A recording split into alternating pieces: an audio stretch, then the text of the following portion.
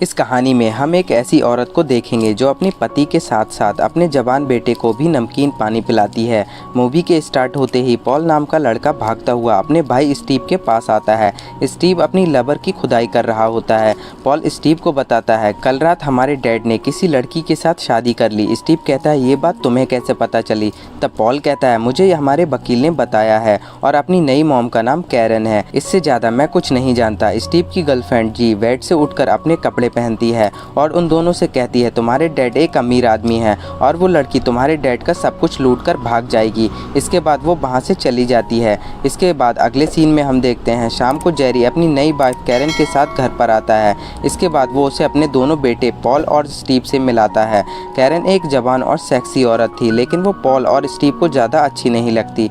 Jerry उन दोनों से उनकी छोटी बहन नीना के बारे में पूछता है, जो इस टाइम घर पर नहीं थी। इसके बाद वो कैरन को सारा नाम की लेडी से मिलवाता है, जो इस घर की केयरटेकर थी और वो सबका ध्यान रखती थी। इसके बाद वो दोनों अपने कमरे में चले जाते हैं। फिर जेरी कैरन को नंगा करके उसकी फोटो क्लिक करने लगता है। एक्चुअल में कैरन पहले लोगों के सामने अपने कपड़े उतार कर डांस करती और लोगों का मन बहलाती थी और फिर पैसों के लिए उनके साथ घपाघप भी करती थी। जब जेरी की नज़र उस पर पड़ती है तब उसकी खूबसूरती देखकर वो पागल हो जाता है और उसे शादी करके उसे घर पर ले आता है। इसके बाद जेरी अपना घोड़ा कैरन की गुफा में दौड़ाने लगता है। अगली सुबह नाश्ते के टाइम जेरी अपनी दोनों बेटों पर गुस्सा होने लगता है क्योंकि वो दोनों अपना काम सही से नहीं करते थे।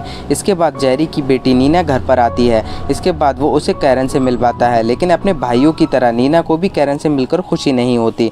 कुछ टाइम के बाद हम देखते हैं नीना बीच पर घूम रही थी तो दूसरी तरफ कैरन अपने बदन पर धूप सेक रही थी। इसके बाद स्टीव उसके पास आता है और उससे कहता है, तुमने हमारे डैड से पैसों के लिए शादी की है, तुम्हें यहाँ से चले जाना चाहिए। लेकिन कैरन उसकी किसी भी बात का सही से जवाब नहीं देती। इसके बाद जेरी उसी रात को अपनी शादी की खुशी में एक छोटी सी पार्टी रखता है, जहां पर स्टीव और पॉल दोनों की गर्लफ्रेंड आई हुई थी। पॉल की गर्लफ्रेंड का नाम सैंडी था, वो भी कैरन से मिलती है। पार्टी एंजॉय करने के बाद कैरन और जेरी अपने कमरे में चले जाते हैं। कमरे में आने के बाद कैरन अपने कपड़े उतारती है और टांगे फैलाकर लेट जाती है। फिर जेरी अपना कमाल दिखाता है और अपनी जीभ से उसकी गुफा का नमकीन पानी निकालने लगता है। जब ये दोनों घपाघप कर रहे थे तब नीना उन दोनों को चुपके से देख रही थी। अगले दिन कैरन अकेले ही जेरी की कंपनी का कंस्ट्रक्शन साइट पर चली जाती है, जहाँ पर वो स्टीव से मिलती है और वो उसे कहती है, अगर तुम मेरे बारे में कुछ जानना चाहते हो तो सीधा सीधा मुझसे पूछो, किसी और से नहीं। एक्चुअल में स्टीव कैरन के बारे में पता करने की कोशिश कर रहा था, जिसके बारे में कैरन को पता चल जाता है। उसी दिन जेरी किसी काम से सिलसिले में बाहर चला जाता है।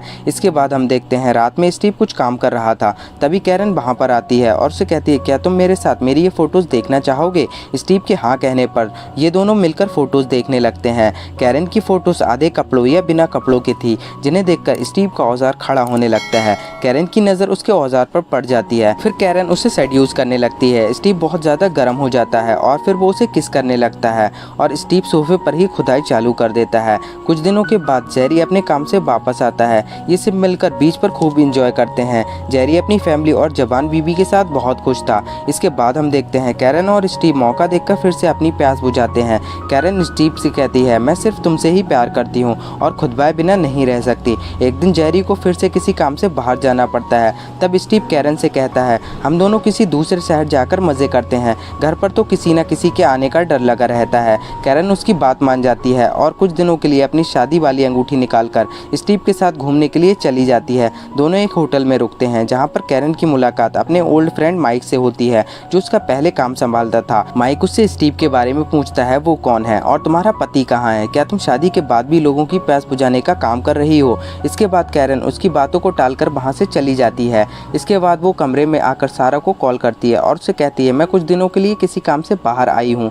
तब सारा उसे बताती है, जेरी जो कुछ दिनों के बाद आने वाला था वो आज शाम को ही घर वापस आ रहा है। इसके बाद कैरन और स्टीव तुरंत अपने घर वापस जाने लगते हैं, लेकिन उनके घर आने से पहले ही जेरी घर पर आ चुका था।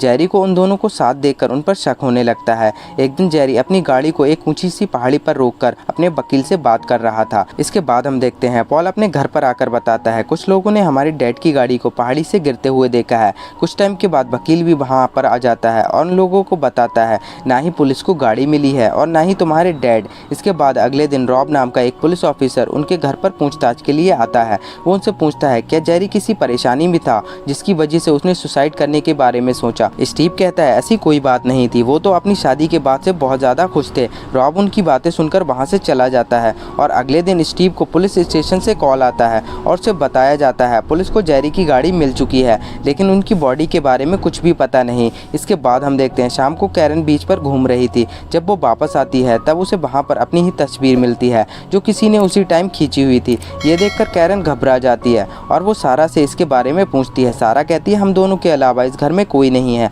परेशान होकर कैरन स्टीव के पास जाती है और उसे कहती है मुझे लगता है जेरी अभी भी जिंदा है। स्टीव उसे समझाता है ऐसा कुछ भी नहीं है, ये सब तुम्हारा वहम है। अगले दिन कैरन सारा से नाराज होकर उसे नौकरी से निकाल देती है। इसके बाद हम देखते हैं रात को जब स्टीव घर पर आता है तब कैरन उस समय नहा रही थी। उसका गीला और गदराया हुआ बदन देखकर स्टीव उस पर टूट पड़ता है और नीचे बैठकर अपना मुंह उसके टांगों के बीच डाल देता है। अचानक तभी स्टीव को कैमरे की आवाज़ सुनाई देती है। जैसे ही स्टीव इधर उधर देखने लगता है तभी जेरी वहां आकर उसे पकड़ लेता है। उन दोनों में फाइट होने लगती है और जेरी स्टीव के हाथों मारा जाता है। कैरन जेरी को देखकर हैरान हो जाती है। एक्चुअल में जेरी अपनी वाइफ और बेटे को खुदाई करते टाइम रंगे हाथ पकड़ना चाहता था, इसीलिए उसने अपनी सुसाइड का नाटक किया था। लेकिन आज उसका ये नाटक सच हो जाता है और वो सच में मारा जाता है। इसके बाद वो दोनों जेरी की लाश को लाकर उसी की कंस्ट्रक्शन साइट में दफन कर देते हैं। फिर उन दोनों को प्यार करने से रोकने वाला कोई नहीं था। इसके बाद हम देखते हैं स्टीव पूरे दिन काम करता है और रात को जब वो घर वापस आता तब कैरन उसकी प्यास मिटाकर सारी थकान उतार देती। एक दिन कैरन के पास माइक आता है जिसे उसी ने घर बुलाया हुआ था। अब कैरन स्टीव से छुपकर माइक के साथ मजे करने लगी थी। जैसा उसने जेरी के साथ किया था वैसा ही वो स्टीव के साथ करने लगी थी। स्टीव के काम पर जाने के बाद वो कभी माइक को अपने घर बुलाती और कभी उसके साथ बाहर मजे करने के लिए निकल जाती। कुछ ही टाइम में स्टीव को कैरन पर शक होने लगता है। एक रात स्टीव घर पर आता है तब कैरन वहाँ पर नहीं थी। कैरन अगली सुबह भी घर पर नहीं आती। तब कैरन के लिए एक लड़की का फ़ोन आता है। ये कॉल स्टीव उठाता है और वो लड़की कहती है कैरन से कहना वो मुझे होटल में शाम को 5 बजे मिले। एक्चुअल में ये कॉल माइक ने करवाया था, स्टीव को शक ना हो और वो आराम से कैरन को अपने पास बुलाकर मज़े कर सके। लेकिन कैरन का अभी तक कोई पता नहीं था। उसके बिना बताए गायब होने से स्टीव परेशान होने लगता है। वो सोचने लगता है शाम को कैरन किसी लड़की से नहीं बल्कि अपने लवर से मिलने वाली है। ये सोचकर वो होटल की तरफ निकल पड़ता है। अचानक से रॉब उसकी गाड़ी रोककर उसे चेक करने लगता है। गाड़ी की डिक्की में कैरन की लाश पड़ी होती है जिसे देखकर स्टीव हैरान हो जाता है और रॉब उसे अरेस्ट कर लेता है। इसी बीच मौका देखकर स्टीव भागने की कोशिश करने लगता है जिसकी वजह से रॉब उस पर गोली चलाकर उसे मार देता है। कुछ टाइम के बाद सारा घर पर वापस आ जाती है और वो स्टीव और कैरन की फोटोज जला रही थी। एक्चुअल में सारा ने ही कैरन को मारकर स्टीव की कार में छुपा दिया था जिससे उसके मर्डर में स्टीव पकड़ा जाए। वो जानती थी स्टीव ने ही अपने डैड को मारा है और सारा ने ही स्टीव और कैरन के अफेयर के बारे में जेरी को बताया था जिससे वो कैरन को घर से बाहर निकाल दे। एक्चुअल में सारा मन ही मन जेरी से प्यार करती थी लेकिन वो कभी उसे बता नहीं पाई। इसी के साथ मूवी एंड हो जाती है। आई होप आपको एक्सप्लेनेशन अच्छा लगा होगा। अगर आपको वीडियो पसंद आया है तो प्लीज़ इसे लाइक कर दीजिए और चैनल को सब्सक्राइब कर लीजिए। मैं मिलता हूँ आपसे अगले वीडियो में।